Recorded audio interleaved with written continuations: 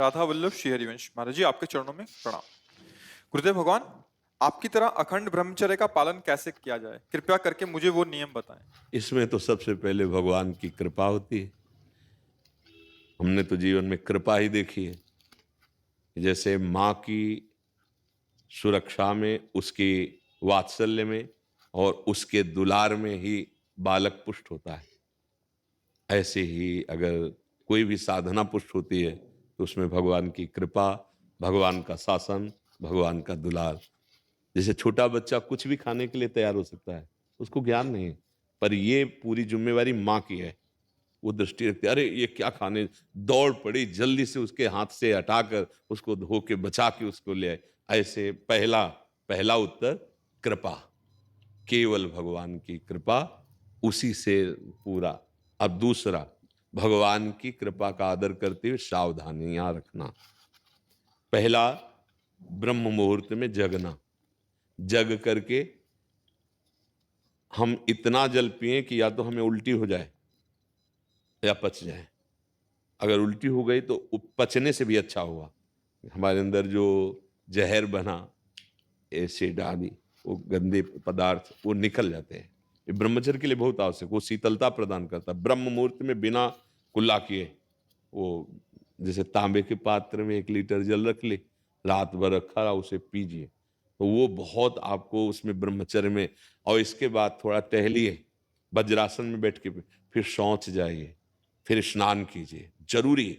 और फिर आधा घंटा व्यायाम कीजिए, कठोर व्यायाम, जैसे दंड बैठक, ऐसे। फिर आधा घंटा आसन कीजिए, जो योगिक आसन है। फिर अपनी दिनचर्या में उतर जाइए। विद्यार्थी हैं तो विद्यार्थी, और भी गृहस्थी के जो कार्य, खान पान, विशेष खट्टी चीज, कोई नशे वाली चीज या बहुत अधिक मीठा या बादी चीजें, ये ब्रह्मचर्य को नष्ट कर देती हैं। सावधानी, कब्ज न बनने पावे। कब्ज बने तो मृदु उपचार से उसको हटावे।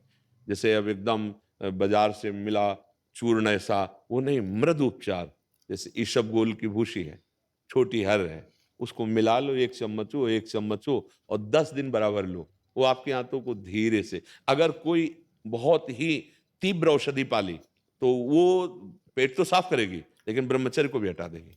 वो इतनी हीट पैदा करेगी, जो कब्ज से हीट पैदा हुई थी, बहुत संभालने की जरूरत होती है। अगर व्यायाम नहीं है और आसन नहीं है और दिनचर्या ठीक नहीं, आहार ठीक नहीं, तो भूल जाए कि कोई ब्रह्मचर्य नैष्ठिक 10-20 दिन वो बात अलग है, नैष्ठिक ब्रह्मचर्य के लिए। अब जो उसके विरोधी भाव हैं, जैसे मोबाइल है, उसे गंदी बातें देखोगे, कभी ब्रह्मचर्य नहीं रह सकते। जैसे गंदे मित्रों का संग करोगे, कभी ब्रह्मचर्य नहीं रह सकते।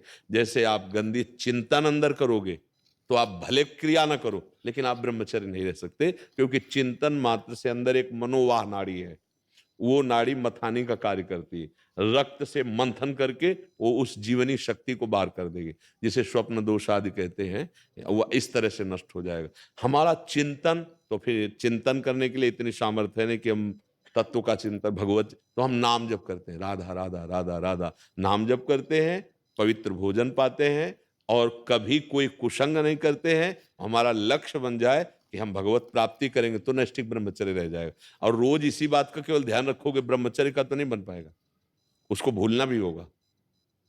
वो एक साइड में चल रहा है, हम गलतियों पर सावधानी रखे हुए हैं, लेकिन हमारा लक्ष्य भगवत प्राप्ति रहेगा, तब चल पाएगा, नहीं अहंकार शुरू हो जाएगा। अब उस अहंकार में ही काम, क्रोध, लोभ, मोह, मद मत्सर प्रहार करेंगे, आप गिर जाएंगे।